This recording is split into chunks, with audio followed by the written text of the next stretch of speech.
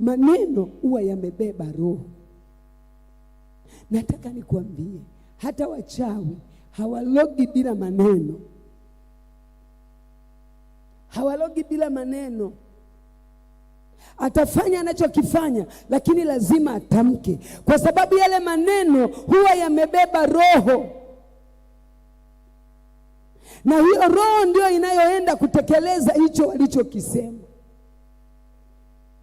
Na leo kila maneno yaliyotamkwa yakaondoa ulinzi kwenye maisha yako, Bwana na ayafute kwa jina la Yesu. Chochote ulichotamkiwa kibaya, Bwana akiondoshe kwa jina la Yesu. Hiyo silaha Bwana aihukumu katika jina la Yesu. Kusiweka na maneno yanayomfunga yeyote mahali hapa katika jina la Yesu. Walikutamkia kwa bahati mbaya, walikutamkia kwa kumaanisha, hayo maneno yafutike kwa jina la Yesu. Kwa Mungu hakuna utani. Ndio maana ni lazima tujifunze kabisa kulinda vinywa vyetu. Wazazi kwa watoto, ni washauri katika jina la Bwana, hapana kumtamkia mtoto wako jambo baya. Hata kama amekosea, mwambie kosa lake, unamwadhibu wewe, mchape, lakini hapana kumtamkia maneno mabaya. Sio Mungu atakayetekeleza.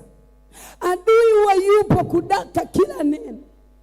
Analidaka, linakuwa ni silaha kwenye maisha yake yote. Atatumia kama fimbo kumwadhibu huyu mtoto kwenye maisha yake yote, kwa sababu atakuwa anasema, aliyesema ni mama yake, aliyesema ni mzazi wake, mimi sina kosa. Adui amebeba yale maneno, anayasimamia kwa kucha ya kwamba huyu hatatoka, huyu alishaambiwa ni mbwa, yani lazima awe na tabia za mbwa. Atasimamia mtoto wako atakuwa mbwa, atakuwa ni mbwa kweli kweli.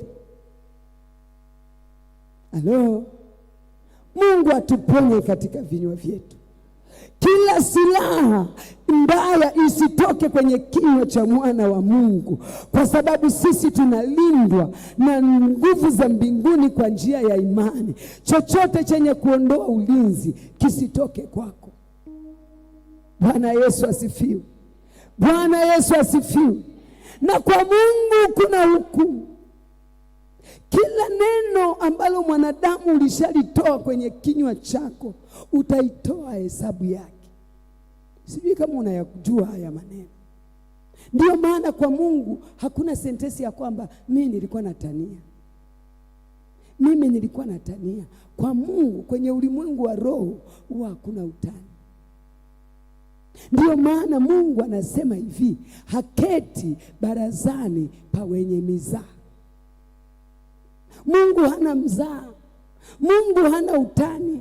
Chochote kinachotoka kwenye kinywa chako kitafanyika silaha kwa adui au kitafanyika silaha kwa Mungu wetu. Kama ni neno jema la kumbariki mwanao, atabarikiwa kwa sababu umetamka. Kama ni jambo baya kwa sababu amekosea, utamtamkia. Adui atalibeba, atatembea nalo hata miaka 20 akitafuta kulitimiliza kwa mtoto wako. Haleluya. Bwana Yesu atusaidie. Bwana Yesu asifiwe.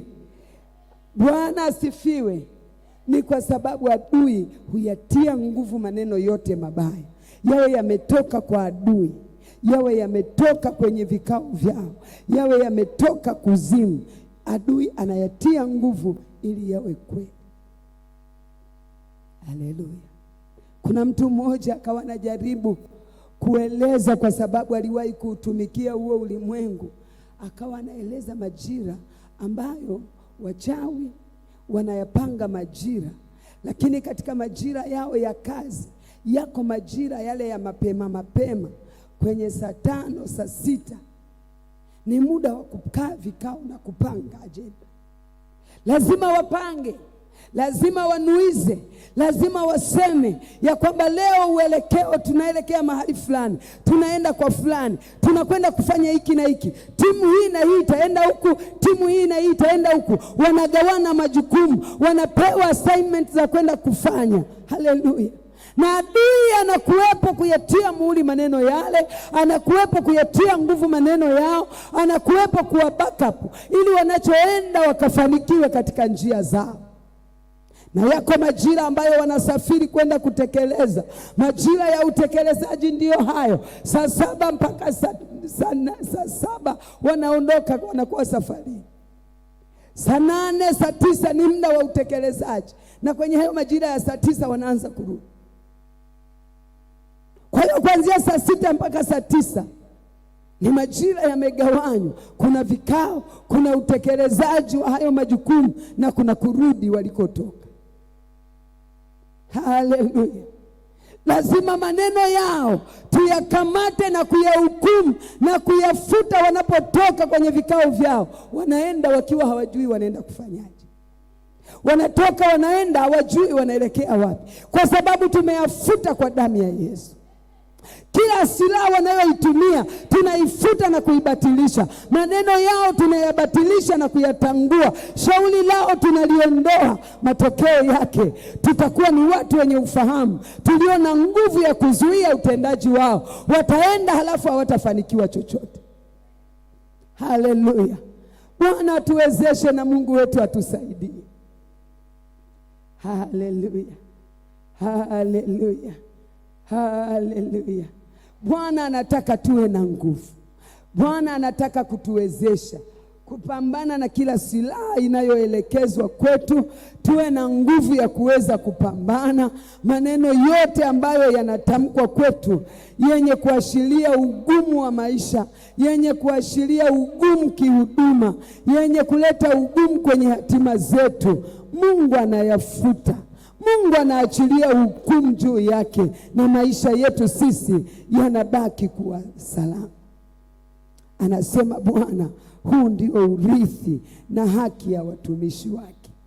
Anasema Bwana, tunahitaji nguvu ili tuweze kumiliki haki zetu, tuweze kumiliki urithi wetu. Bwana asifiwe. Bwana asifiwe. Lakini kuna mhitaji mtu mwenye nguvu. Kuna mhitaji mtu mwenye nguvu. Nikalipenda kabisa neno hili kwenye kitabu cha Kutoka, ile sura ya 23 mstari ule wa 22.